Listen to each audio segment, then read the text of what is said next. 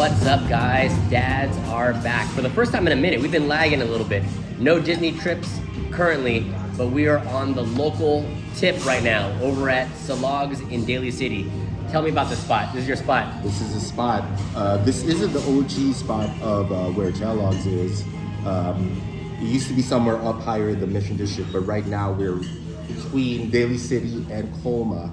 And help me out really quick. So before we go any further, Silog's versus Chilog's. Do I obviously look like I'm not native if I'm saying Silog's versus Chilog's? If you wanna be legit, check the proper pronunciation, and staff members might have something to say about it, but it's Kellogg's. TSE is like a hard CH sound. Kellogg's. When you're speaking Tagalog, or is it like Tagalog, yeah. Is it like the real local way of saying it? It's the real local way of saying it. So I'm basically the howly when I come to is it semi Silog. slang, or if you go to the Philippines, are people saying are locals saying Chelogs also? So no one No, Kellogg's is not an actual Filipino word. It's like a combination. It's an amalgamation of chi as in chibog, and then si as in silogs. So it's basically let's eat silogs. And the nexus of silogs is a breakfast meal where you eat sinagang, which is the garlic rice, and then the egg, which is the itlog, and then choose your protein. So it is not an actual Filipino word. That's so interesting. It's kind of basically it's a combination of two words. Chibog, which is kind of like slang to eat, like let's chow down. Okay. Chibog. Okay. And silog or Tapsilog or Tocilog, which is, a breakfast meal, a combination of a protein, Tapa, Tocino, si as in sinangag, which is the garlic rice, right? And then the log, which is the itlog. So there is no word. That is incredibly educational. Yeah. Most Chilog spots, and I know I'm going to say it wrong a couple of times because I'm trying to break a bad habit here. Silog spots. Silog. S-I-L-O. Well, the more you explain it to me, the more I feel like I'm not getting it. No. Okay, so we'll get it right. Okay, when I'm getting the Silogs, normally you only have like 5 different ones available. Yeah. Like the staples. Tapa, Tocino, Longanisa. Yeah. Corned beef and spam. Those are usually the 5 top ones, right? Yeah. But over here, how many do they have? They have quite a bit, man. They have hot dog silog, they have spam silog, they have bang silog, which is very popular actually, which is bangus, which is milkfish. They got a baker's dozen worth, 13. They have a lumpia silog, which is the shang silog. They have embutido silog, which is kind of like a meatloaf. Oh, and another educational point here, which I'm hoping you have the answer for. So, with my Chinese heritage, I know what an egg roll is. Egg roll, you put the vegetables or the meat, if you will, also, and you fry it up in like a 1-ton kind of wrapper. Yeah. And so lumpia is obviously Filipino. Yeah. Why do they call it lumpia Shanghai? I don't know. It might be from no. I think it has like roots to like Chinese style egg rolls. Sure. Because there are different types that you can kind of execute a lumpia. Like, do you feel like there's like some Chinese roots with the Shanghai specifically, which is the smaller type? Because you can have different types of lumpia. You can have lumpia, a fresh lumpia, which is not, it's not deep fried. It's cold also, right? It's cold. Yeah, I'm familiar with that. They have like the veggies, and then they have a little sauce with like garlic on top. I like that. I like that fresh lumpia too. There's just different ways to just kind of execute. What about the dude that E40 owns part of his business, and then they have it in the park, that lumpia? You know what I'm talking about? Lumpia spot. I haven't had them. They do like a hamburger. They do like a hamburger lumpia. Yeah, but that's more of like sort of fusion. It is lumpia, fusion. Right? Yeah. So there's like American fusion, a lumpia, which is delicious in its own way. Sure. Which is interesting. You talk about like Filipino fusion, Asian fusion. Anthony Bourdain, rest in peace. He said so himself, like years before he passed, that Filipino food is the next culinary cuisine to take over the world, right? I'm hoping that it does, man. So you talk about like Filipino fusion. You talk about one of the best in the Bay is oh my gosh, what's it? Senor Sisig. Senor Sisig, right? The fusion of Mexican and Filipino, right? Yeah. And on the flip side, Al Pastor Papi doing chicken adobo like in his burritos too, right? Exactly. So you had the Mexican Filipino fusion also going both ways. There's plenty of love to go around. Everyone can get along, right? Definitely. So But speaking of getting along, let's see how these flavors together get along. So I got the beef tapa, Tapsilog, and then the Tocino, Tocilog. So this is the red is the cedar. pork and beef. Yeah. And you know, generally for like we're at brunch time right now. I have a sweet tooth, and both of these are like sweet marinated meat. So I get like the sweet marinated meat Yeah. with the savoriness of the garlic rice, and the egg. It comes together very nicely. Absolutely. And for me, what I got is the Tapsilog combined with the Sisig, which is, there are many ways to kind of execute the Sisig, but in this, here at Kellogg's, they do the chicken, sort of like a diced or minced chicken. I feel like I in a haven't seen hot pot. like I only saw like stuff outside of a pork sisig in like recent years, because Yeah. like a traditional pork sisig, you're using like the head, the cheeks, The like, nose. the nose, and that's how you get like the crunch of a true like sisig, right? Absolutely. So this is a little bit different. It doesn't have quite that crunch that you're looking for. Nevertheless, it's still delicious. It's for the anti-pork, and also like for the people that want to, like, you're modernizing the dish a little bit. Yeah. You're spicing it up. Yeah. And one thing I want to point out too, and we both got like the beef tapa. Normally when I think of like a Tapsilog, it's like a thin slice and like fried Yeah. like longer piece. I like this because the first time I tried this a couple months back, it's everything's tender, because sometimes you can get a Absolutely. beef tapa that's like chewy, right? Yeah. If it's if it's a lower cut of meat, like let's say like if it's like a beef round or something like that, it takes a lot to either tenderize it properly or to grill it properly so it's not chewy. This is almost like it's almost like a stewed meat. So like I'm not sure how they cook it. I'm not sure what their secret method is, but it's tender all the way through. So, Absolutely. It's definitely a different kind of execution of tapa. Instead of like the little like pieces, it's kind of just, I know it's kind of, yeah, like the pork breaks through it very, very well, very easily.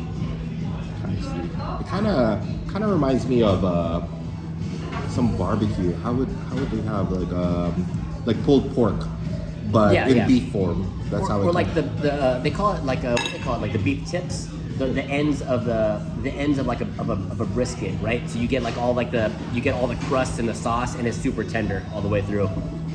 Grab a bite. We coming in, we were really hungry, and we had a little bit of a tool issue, Yeah. so we're just gonna chow down. You know, talking about technical difficulties, you gotta adapt.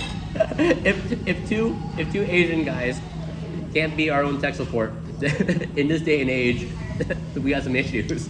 Granted, we were coming in hungry, so we're not functioning at the highest of our abilities. Yeah, at this the point. brain aptitude, and it wasn't at 100%.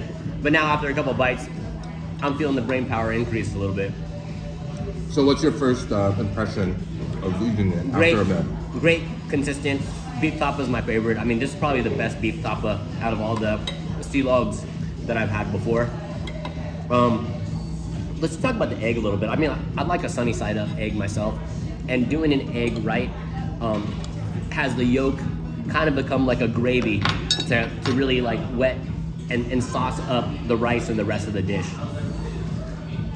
So, growing up, I used to be over hard, Yeah. kind of guy.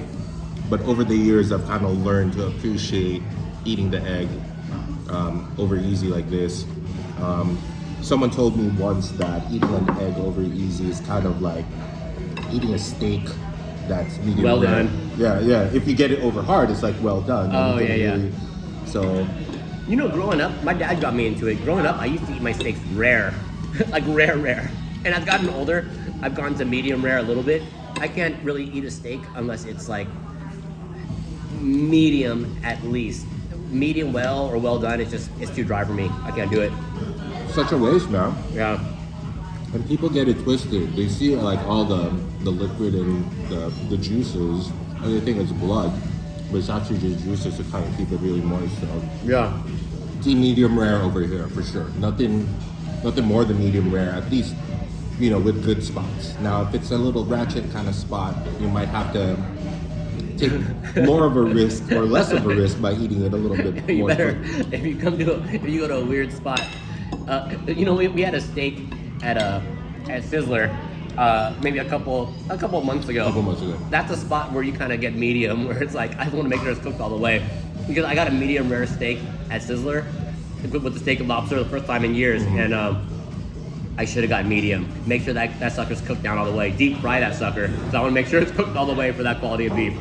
So next up is the sisig. So it's actually not quite as hot because we kind of had a little bit of a delay. It's not quite sizzling sisig anymore, right? Exactly. It's just sisig. But nevertheless, it doesn't really change how delicious this meal is. The best way to do sisig is to actually kind of sprinkle it with a little bit of a lemon. Hit it with that citrus, okay? Exactly. And you got to mix it in. So if you don't mind, I'm just gonna go. Actually, if you haven't used this, go ahead and mix it up, bro. Show the people how to do it. Have you seen people crack an egg over sisig before? Is that something that goes on? Absolutely. That's actually the OG method on how people eat sisig. And you could technically do it with this, but ain't no rules with sisig, man. You just gotta eat it the way you want to eat it. And I've seen like is it bangus sisig also? You could do that? You've seen bangus, milkfish sisig. So different people kind of execute sisig. You can pretty much sisig anything up. The way that I kind of think about it is kind of like a Filipino fajita, right? And like you can just choose your protein. Like at Chevy's when they bring the sizzling fajita over. Exactly. Yeah. And you can kind of see there's a little bit of crust on this part, And go ahead, bro. Give it a shot. The crust is important because like it's served over here like on an iron skillet.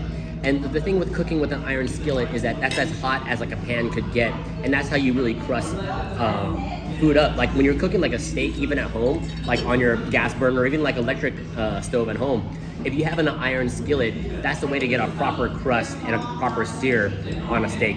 And I feel like the char adds character to the dish. It adds that additional texture in addition to just the flavor. It's so umami. Just, one thing that I actually forgot to ask was jalapenos. Generally, when I eat my sisig, I like it spicy. They usually give, and you can ask for some diced jalapenos. What I like about this one, I don't like stuff too oniony. Or if it is a lot of onions, I need it cooked down all the way. If a sisig has too raw of an onion flavor, I'm not too much into it. But this is absolutely perfect. Sometimes I've seen like green bell peppers mixed in also. Yeah. Again, there are many ways to sisig. Senor Sisig kind of does sisig a little bit differently. They kind of have a diced pork. I can't remember if they have chicken. I'm sure they have. But I'm sure like Senor Sisig isn't using like the nose of the... No. Because they need to Americanize it a little bit. They need to make it a little bit more for the masses, right? Exactly. Because like the average consumer at a Giants game or somewhere like around the ballpark isn't going to want to eat pig nose. They're not going to want to go full on Filipino. Growing up, I used to eat a lot of pig feet. You ever eat pig feet? Through sisig, but not directly. I'm pretty sure I have eaten it in like some sort of like stew. My mom used to cook quite a bit, and I don't have a taste for it as much anymore because there's a lot of fat around like the.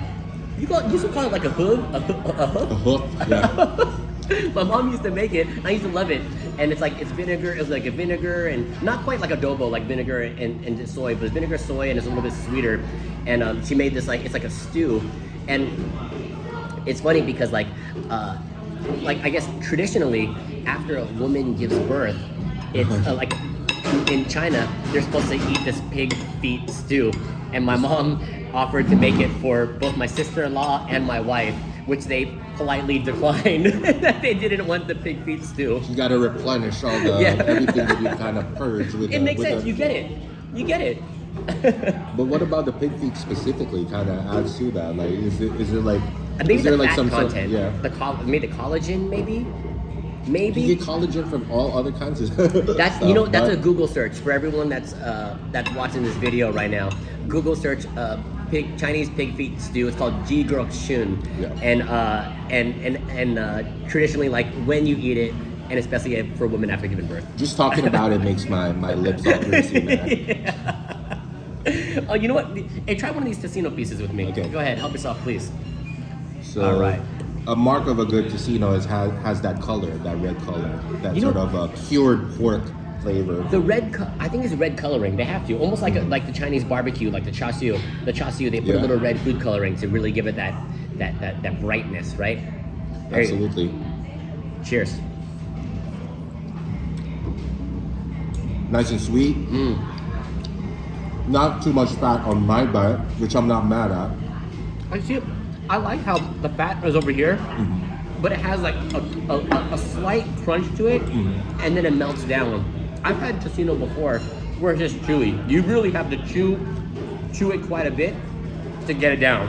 Not this one. Yeah. I think minimal effort, easy bite, flavors right there. Not overly dry, not overly rubbery. So good tocino. You know, and when you go to I cooked tocino quite a bit at home before. You go to somewhere like Seafood City, you can buy marinated tocino that's fresh over at the butcher, and then you can cook it at home. Or you can just go to like the freezer aisle, and they have like Magnolia and a couple other brands that have the frozen ones, which we've done before also. Yeah. But it's a little bit different when they execute in a restaurant like this. Definitely some good stuff. It definitely doesn't get as good as this. And like, it's cooked to perfection. Everything in this meal is fantastic. Great suggestion for today. And the beauty of like a chalog, or we say a silog. Silog. Damn, I'm not getting it yet. Sinangag, itlog. Okay, so the beauty Garlic of rice sinangag, itlog, egg. Silog. a silog is something that you can have day or night, right? Absolutely. It's like a breakfast food, but it's also like an after club food, It's right? an Or after anytime bar food, right? This is what I like to consider home style cooking, or what do you call that?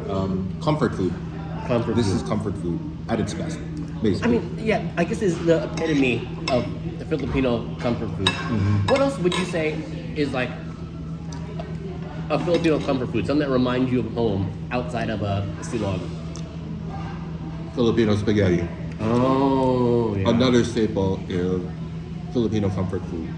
You know, I've had a lot of Filipino spaghetti before at the restaurant. I've also made it at home from the bag. I think Dole or Del Monte or something like that. They make the bag also, and I think what makes the Filipino spaghetti different is the added sugar, but there's also the patis. They put the fish sauce inside the sauce also, and the cut up hot dogs and cheese. Yeah. I think that's what separates it from Italian spaghetti versus So it's definitely what many people would say would be like a ghetto style spaghetti, where you do use hot dogs instead of meatballs. You know, and if your kids are picky eaters, I haven't met one kid that won't eat Filipino spaghetti. Absolutely. Yeah. I think it's that sweetness. So yes, they add the patis. One unique ingredient, and I don't know if they do it here at Chelog's, is they use banana ketchup, which actually the adds the jus fran. That's right. Definitely. That's So in addition to the tomato sauce, you add that banana ketchup, which adds to the sweetness. I've seen people mix in Coke. I'm not even kidding, dude. Coca-Cola. Just a little bit of Coke, just to kind of add to the sweetness. That's cool. I've never heard of that before. So- just putting a dash, right? Putting a little dash Absolutely. to kick it up a notch, right? So we can actually kind of give it a shot. Let's do it. Give it a taste. Dig in. We got some plates over here.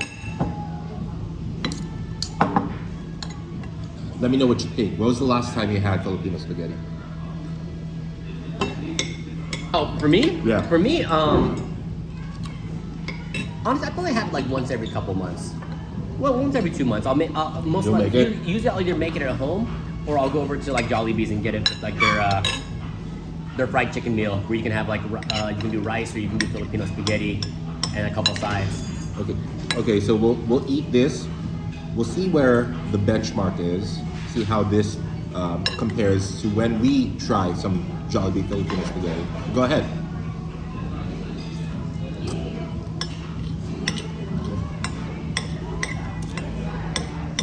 So with Filipino Al dente noodles. Al good. dente noodles. Yeah. How's the sweetness level? It's been a while since I had the cello. You know what? Not as sweet as Jollibee's. Okay. That's off the top. Not Is that as a sweet. good thing or a bad thing? It's different. It's just different.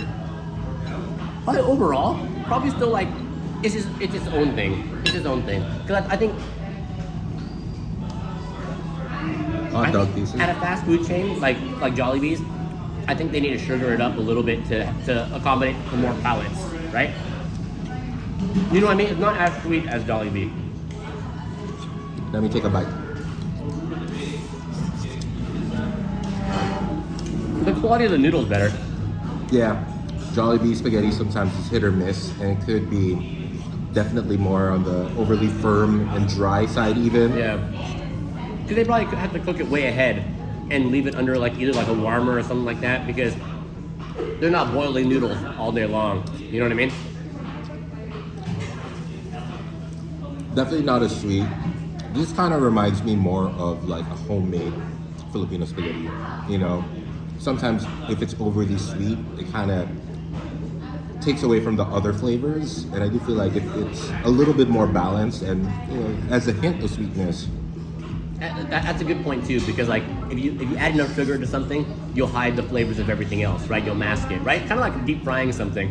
Exactly. It's like you deep fry anything, it'll taste better, but then you deep fry everything, it all starts kind of tasting the same, right? But yeah, we ordered a lot. It's a lot of food. Just from our orders alone with the combo, it's a lot of food. I think we ordered this just to kind of try it out, knowing that if we weren't able to finish, there would be somebody at home that would be able to kind of finish it, clean this up. You know, I know the kids will love this. I'd be interested.